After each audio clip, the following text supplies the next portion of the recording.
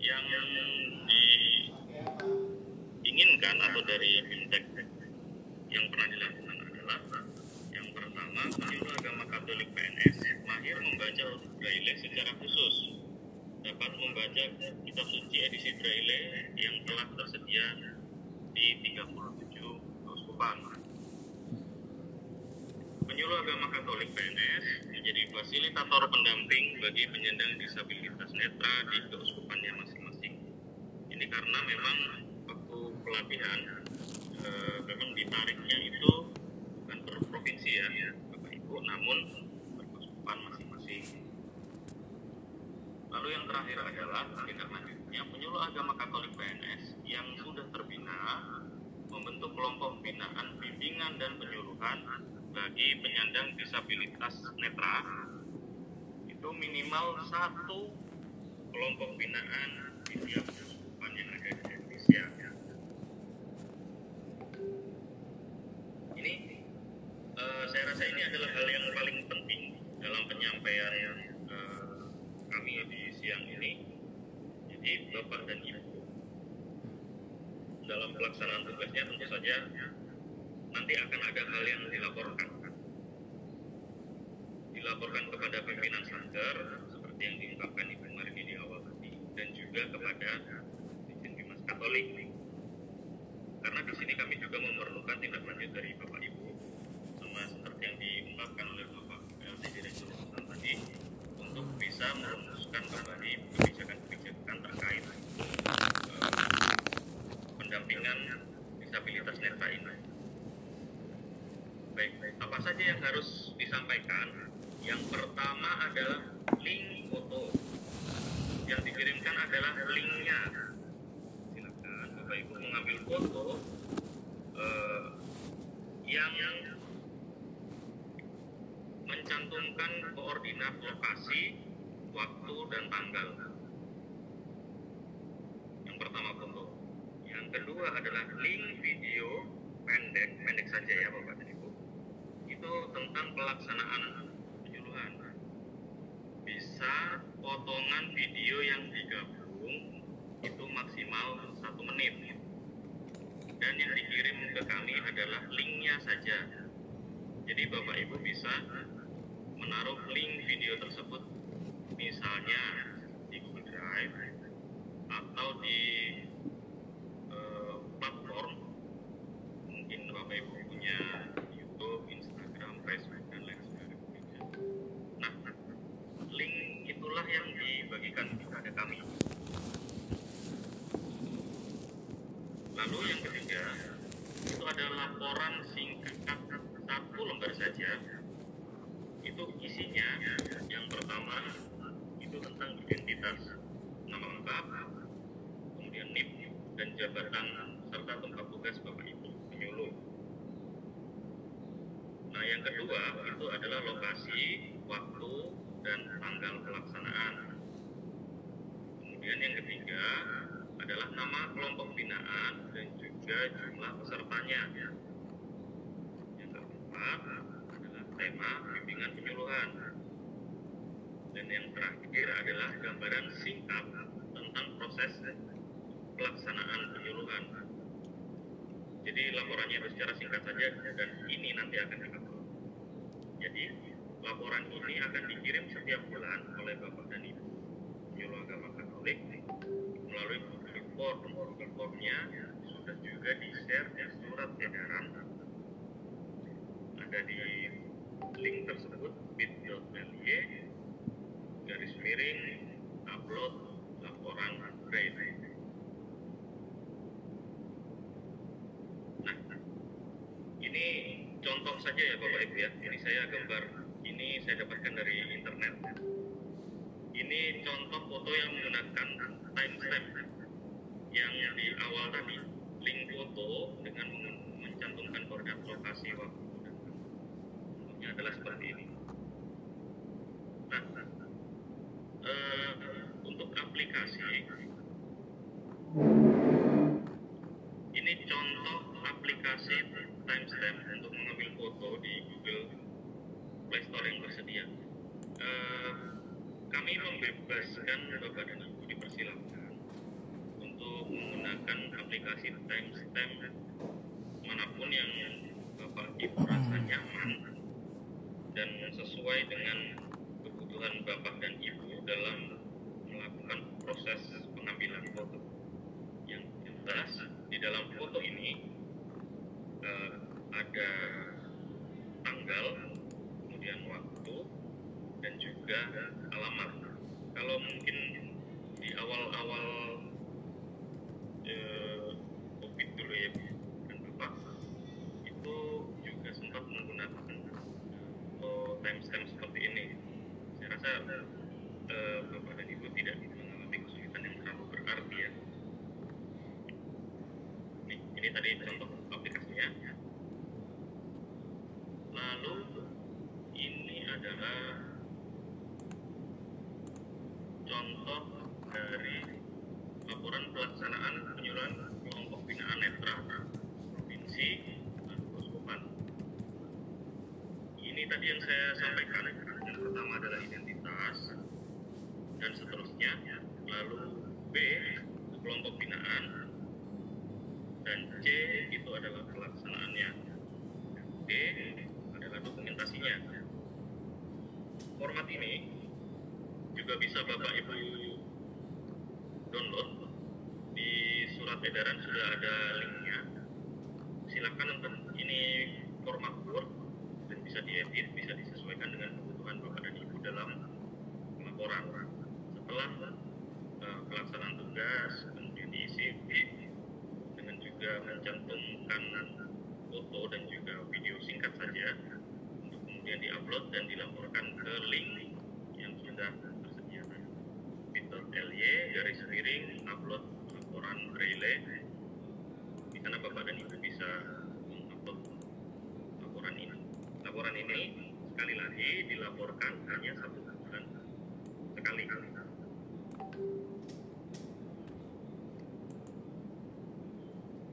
Baik, Bapak dan Ibu, untuk saat ini terima kasih.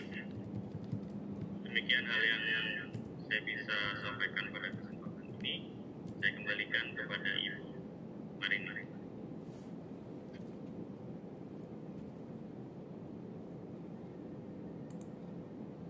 Baik, terima kasih Pak Dion yang telah berkenan menyampaikan informasi terkait proses dan prosedur dalam pelaksanaan pelaporan, pelaksanaan bimbingan penyuluhan di kelompok disabilitas netra.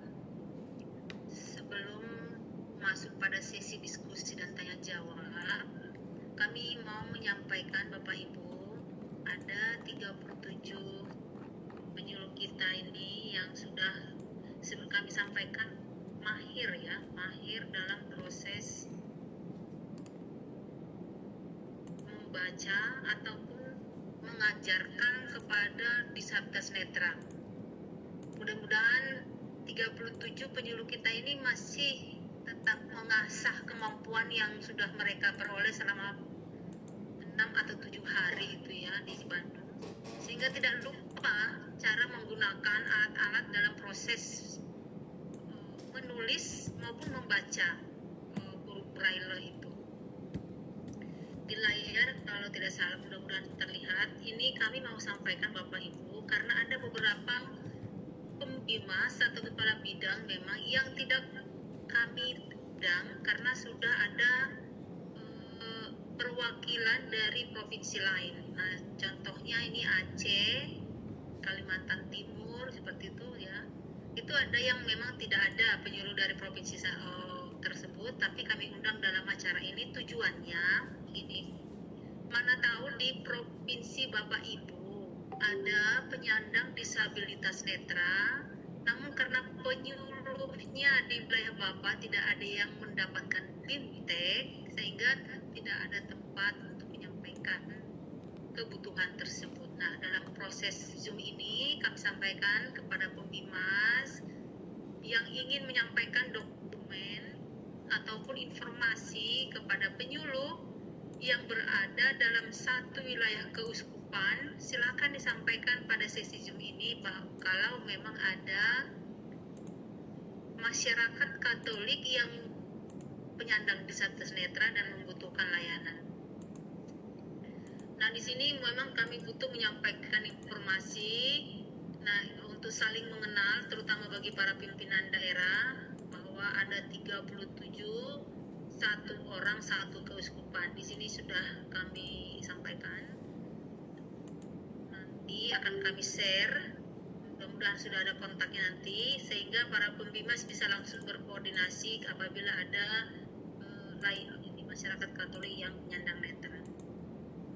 Baik Bapak Ibu, selanjutnya kita buka sesi diskusi, tanya jawab ataupun model-model lain. Yang penting dalam sesi Zoom ini kita bisa saling menyampaikan apa yang ada dalam hati dan pikiran kita sehingga produktif dan lancar. Untuk sesi pertama, kami sampaikan kesempatan kepada Kepala Bidang atau Pembimas Katolik. Kami persilakan Bapak Ibu.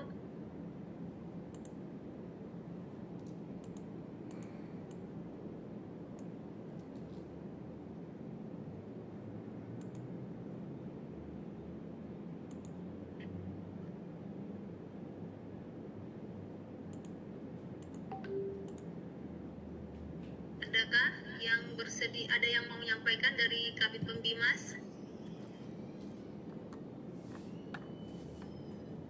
Baik, sambil menunggu Kepala Bidang atau Pembimas, mari silakan penyuluh agama Katolik untuk menyampaikan apa yang sudah Bapak Ibu laksanakan, Bapak alami di lapangan. Silakan Bapak Ibu.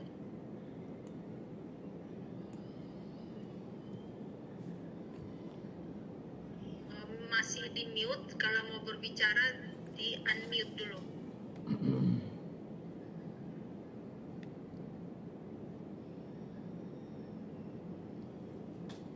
Salve Bu, Pak Yakobus Baik, dari Pak Yakobus, silakan. Kuskupan Agung Pontianak. Baik, terima kasih Bu. Yang kami hormati para pembimas dan mungkin para kabid ya, dan juga untuk Bu Marini. Yang pertama mau saya sampaikan, memang di Kuskupan Agung Pontianak ini sudah kurang lebih setahun saya mencoba mencari ya umat Katolik yang disabilitas netra. Itu rupanya tidak ada. Kalau yang Protestan itu ada ya, karena memang saya sudah berkoordinasi dengan DPP. Nah, udah hampir 1 tahun ini. Tetapi tetap saya tidak menyerah, karena memang mungkin ya keberadaan mereka itu tidak bisa dideteksi karena mungkin keluarga juga yang mungkin tidak mau mengatakan ada atau tiada ya. Kecuali untuk yang mungkin kena diabetes lalu akhirnya buta itu, ya saya pikir mereka sudah bisa membaca dan menggunakan pendengaran. Nah itu. Kemudian mengenai kitab suci, waktu beberapa bulan yang lalu atau tahun lalu saya sudah koordinasi dengan Kuskupan Agung Pontianak dan juga bertemu dengan Yang Mulia Monsinyur Agustinus Agus, Uskup Agung Pontianak. Itu sudah sampai. Nah, cuman distribusinya itu mungkin melalui kuskupan, dan itu diatur oleh kuskupan, oleh bidang yang terkait, Bu. Jadi kita tidak hanya mengetahui bahwa kitab sucinya itu udah sampai begitu. Nah, setelah beberapa bulan kemudian kan saya ada kegiatan di Komisi Keluarga. Saya cek memang barang-barangnya juga sudah tidak ada di kuskupan. Nah, kemungkinan dikirim ke beberapa tempat. Nah, nanti saya mungkin akan koordinasi lagi kemana posisinya itu. Dan yang berikutnya, yang ketiga, mengenai pelaporan ini. Bagaimana dengan kami yang tidak sampai sekarang belum ada binaan yang disabilitas netra? Nah itu.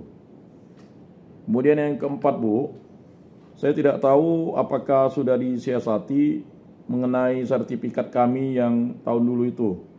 Karena beberapa teman-teman itu bertanya ya, Dan juga saya bertanya karena saya tidak mendapatkan linknya, karena itu kan juga untuk sebagai salah satu kompetensi kami bahwa kami sudah mendapatkan pelatihan itu.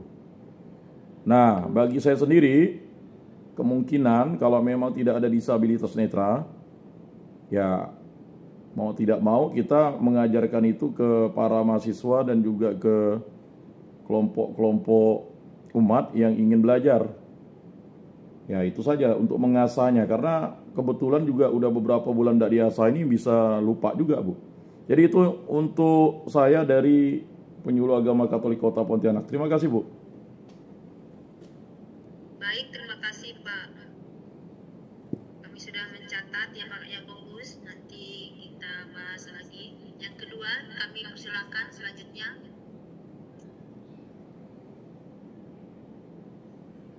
Dari Bontang, Kalimantan Timur, Bu Marini izin. Keuskupan apa ya Pak? Keuskupan Agung Samarinda. Baik, silakan Bapak. Ya, terima kasih Bapak Pembimas Kaltim. Juga kelihatan dalam Zoom ini. Juga Bapak Pembimas, ya, Kabit, penyuluhan, dan juga para pejabat di lingkungan Kementerian Agama yang hadir di Zoom ini. Saya termasuk salah satu dari sekian teman yang mengikuti BIMTEK terkait dengan membaca huruf Braille pada tahun yang lalu di Bandung. Dan sekembali dari sana juga saya berupaya untuk di paroki saya untuk mendata umat yang disabilitas netra.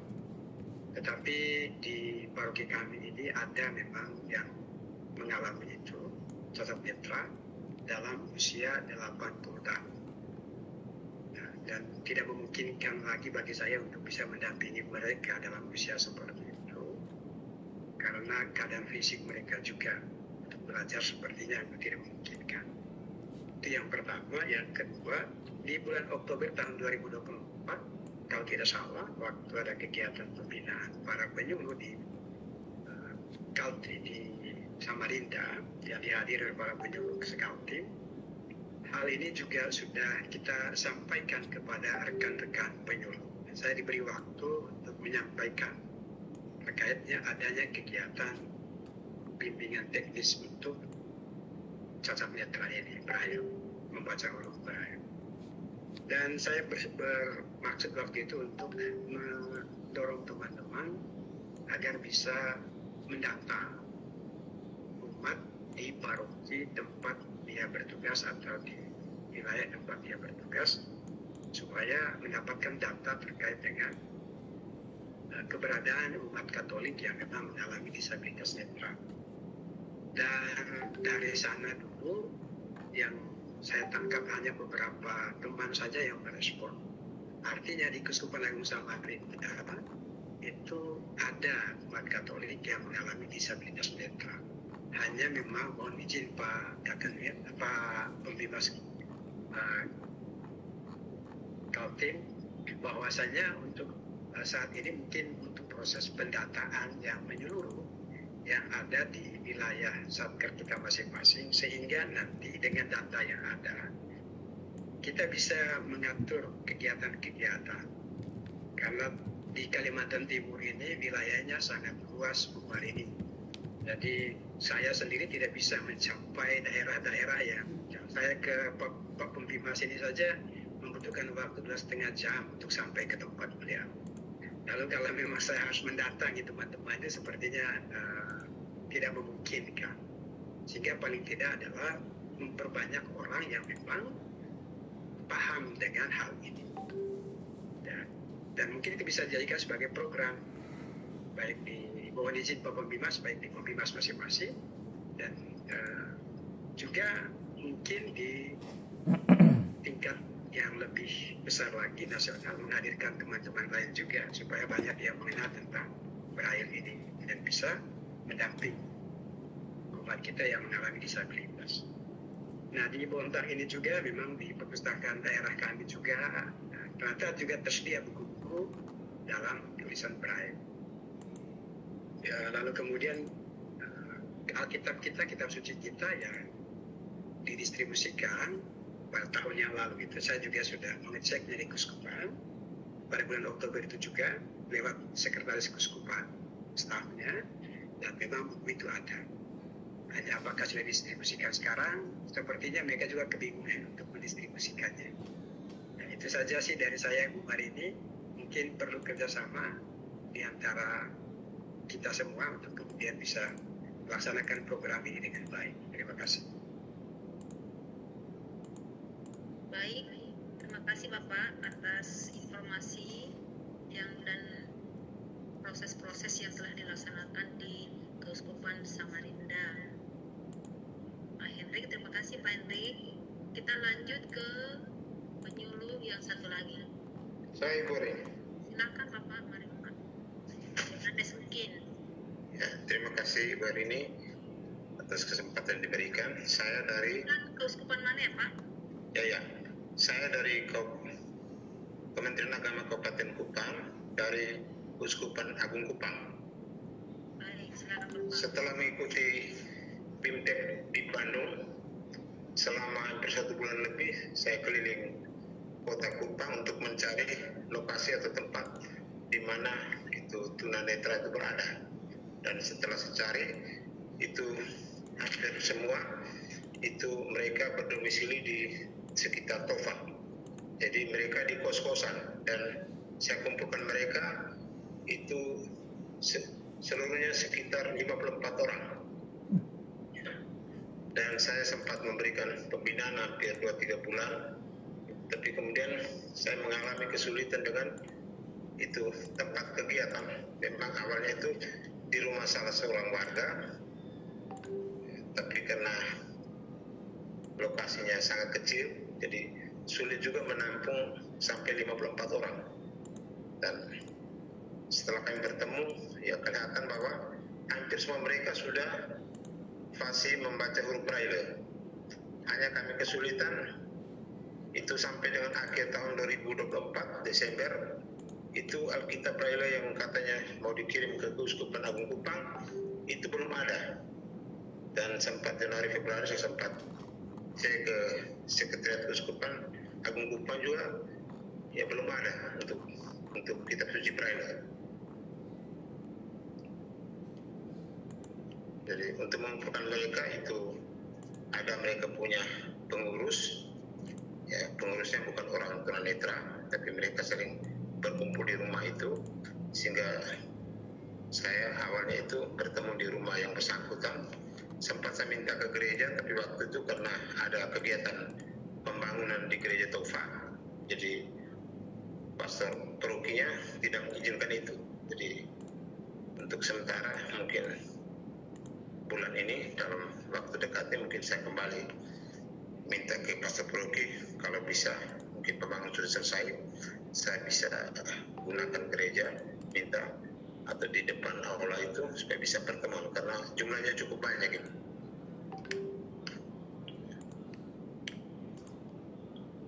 Jadi hanya itu saja informasi dari Keuskupan Agung Kupang. Terima kasih. Terima kasih Pak Yohanes, mungkin informasi dan proses pelaksanaan di Keuskupan Agung Kupang. Ada 3 penyuluh yang telah menyampaikan informasi, masukan atau pertanyaan. Lebih pada informasi ya Bapak Ibu ya. Kita mau menanggapi sedikit terkait dengan pertanyaan dari Keuskupan Agung Pontianak. Bagaimana kalau tidak ada pembinaan? Memang wilayah Keuskupan Agung Pontianak itu luas ya Bapak Ibu ya. Tapi bagaimana kalau memang tidak ada, dengan berbagai kesulitannya tidak ada. Kalau tidak ada, mungkin cukup disampaikan saja atas nama Bapak, terus data-data pribadi, lalu ada nanti kolom keterangan sudah melakukan penelusuran, sudah melakukan penjajakan, tapi ditemukan kesimpulan untuk Keuskupan Agung Pontianak tidak ada Katolik penyandang disabilitas netra.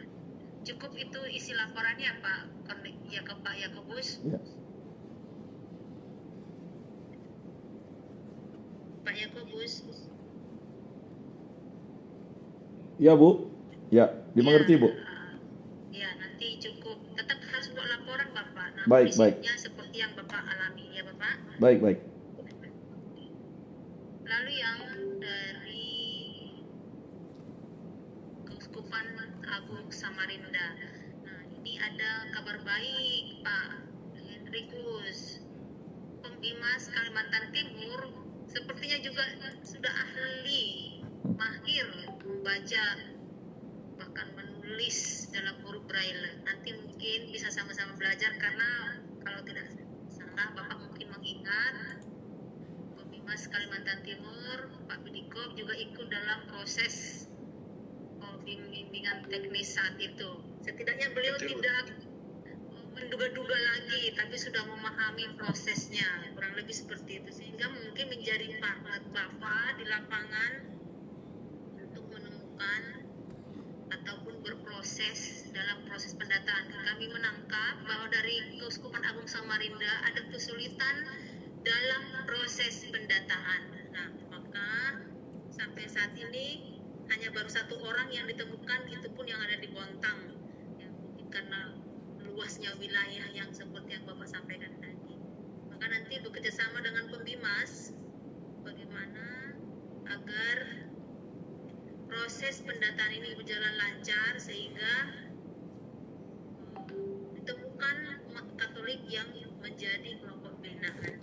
Kurang lebih seperti itu. Jadi ini masih proses pendataan ya Bapak Ibu ya di Keuskupan Agung Samarinda. Nah, untuk Keuskupan Agung Kupang. Nah, terima kasih Pak Yohanes mungkin karena sudah menemukan minimal 1 kelompok binaan ya dengan jumlah yang cukup banyak, 54 orang. Berarti tidak bisa hanya sendiri loh Pak dalam membimbing ini karena sudah sangat banyak. Kalau tidak salah dari Keuskupan Agung Kupang ada 2 orang ya Bapak? Ada Ibu, cuma yang satunya di Alor. Jauh. Yang Yohanes Roni Saputra ini dari Alor ya Pak? Iya, tugas di Alor. Oh, baik. Kalau untuk di Keuskupan Agung Kupang yang tadi 54 itu ada salah satu yang dari agama Muslim. Jadi dia hanya belajar bagaimana menulis huruf braille dan membaca Baik. braille ya. Baik, Bapak. Artinya kelompok binaan ini jalan ya Pak, biar kami dapat pelaporan bahwa dari Keuskupan Agung Kupang ada 1 pokpin yang jalan ya Pak. Ya, nanti saya lanjut lagi karena saya masih hubungi dengan Pak Seproki untuk minta gedungnya itu tempatnya. Oh, baik. Nanti mungkin dibantu oleh Kepala Bidang untuk mengakomodir permohonan tempat ini. Memang butuh pendekatan khusus untuk lokasi tempat ini. Terima kasih Pak Yohanes mungkin. Kami Ya, Ibu. catat. Terima kasih. Terima kasih. Ya. Kami lanjut untuk sesi berikutnya.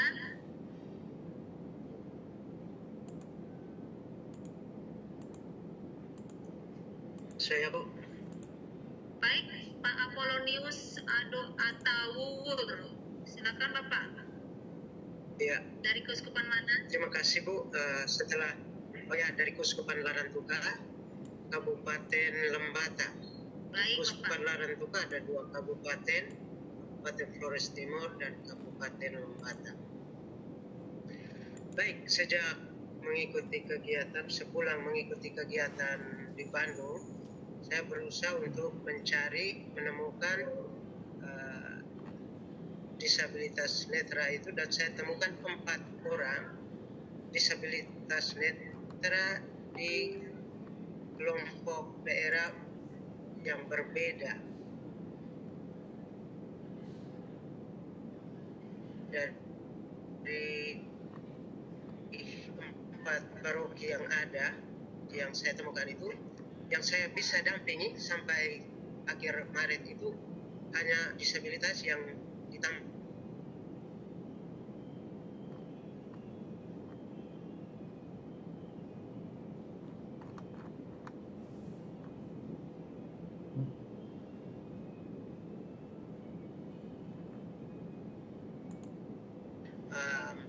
melakukan kunjungan sesekali dalam beberapa kesempatan. Sedangkan kedua yang lain itu yang satu itu sama sekali tidak mau menerima bimbingan dan juga pelatihan untuk membaca dan menulis dalam huruf Braille. Sehingga yang satu itu saya tidak bisa melakukan pendampingan. Sedangkan yang lain dia hanya membutuhkan alat musik untuk kepentingannya, dan itu juga saya tidak bisa melakukan pendampingan. Jadi saya melaporkan bahwa yang saya lakukan selama ini hanya kepada salah seorang siswi SMA, dan kini dia sudah tamat, sehingga untuk pendampingan selanjutnya mungkin saya tidak bisa melakukan lagi. Sedangkan kitab suci di bulan September tahun lalu itu setelah ke keuskupan, saya memperoleh laporan pasti bahwa kitab sucinya itu sudah diperoleh, hanya distribusian ke kelompok-kelompok seperti ke kelompok lembata dan lain sebagainya, itu menjadi kewenangan dari keuskupan. Sehingga sampai sekarang kitab suci Braille itu belum didistribusikan ke titik-titik di mana ada kelompok disabilitas netra. Baik, itu laporan dari saya dari Kabupaten Lembata, Keuskupan Larantuka. Saya kembali ke. Terima kasih Pak Apolonius. Berarti ditemukan 4 penyandang netra di Keuskupan Larantuka. Demikian ya Pak? Ya. Baik. Ya, hanya di Kabupaten Lembata, Bu. Jadi yang Bapak telusuri itu yang 4 orang itu dari satu kabupaten ya Pak? Ya, sekabupaten. Berarti yang Kabupaten Flores Timur belum? Belum, Baik. karena kita kepulauan sehingga sulit juga. Belum ditelusuri. Baik. Nanti menjadi titik koordinasi dan kerjasama dengan kepala bidang untuk menjangkau Flores Timur.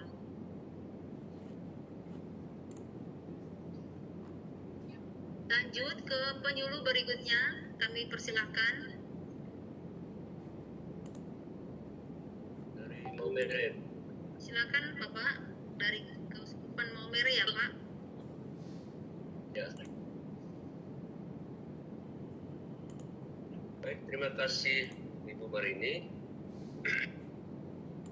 Pertama saya informasikan bahwa kitab suci Braille itu sudah diterima beberapa bulan yang lalu dan saat ini masih ada di keuskupan.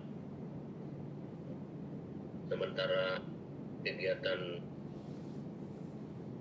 pendampingan itu dari awal evaluasi pertama kita kali lalu saya sampaikan bahwa hampir sama seperti teman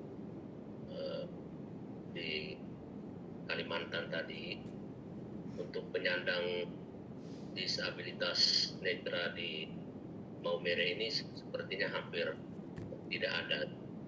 Hanya ada satu yang anak yang baru masuk kelas 1 SD, itu masih di bawah bimbingan para suster Alma, dan tentu untuk melanjutkan